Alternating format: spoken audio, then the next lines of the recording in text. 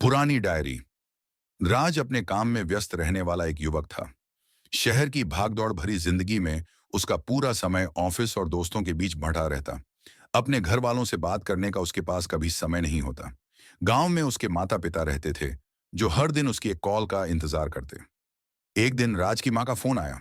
वो बोली, बेटा, तुम्हारे पापा की तबीयत ठीक नहीं है। अगर समय मिले तो गांव आ जाना।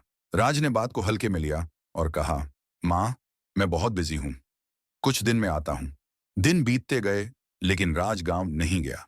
एक दिन अचानक उसे एक फोन आया कि उसके पिताजी अब इस दुनिया में नहीं रहे। यह सुनकर राज स्तब्ध रह गया। वह तुरंत गांव के लिए रवाना हुआ। घर पहुंचते ही उसने मां को गले लगाया और पहली बार अपनी लापरवाही पर खुद को दोषी महसूस किया। अगले दिन जब वह अपने पिता के कमरे में गया, तो उसने एक पुरानी डायरी देखी। यह उसके पिताजी की थी। डायरी के हर पन्ने पर कुछ न कुछ लिखा था। पहला पन्ना, आज राज का जन्म हुआ, वह हमारी जिंदगी की सबसे बड़ी खुशी है। दूसरा पन्ना, राज का पहला स्कूल का दिन, कितना खुश लग रहा था मेरा बेटा। तीसरा पन्ना, आज राज ने अपनी पहली नौकरी पाई, कितना गर्व महसूस हो रहा है। डायरी के आखिरी पन्ने पर लिखा था, आज भी राज का इंतजार किया, शायद फोन आए, पर कोई खबर नहीं।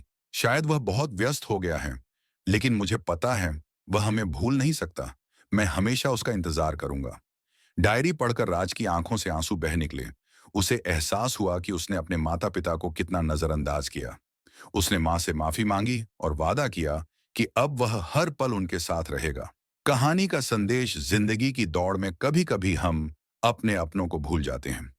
माता पिता के लिए हमारा समय सबसे बड़ा उपहार है। उनका इंतजार कभी खत्म नहीं होता, लेकिन हमें यह याद रखना चाहिए कि समय कभी लौट कर नहीं आता। अगर आपको मजेदार और प्रेरणादायक कहानियां सुनने का शौक है, तो हमारे स्टोरी यूट्यूब चैनल को सब्सक्राइब करें।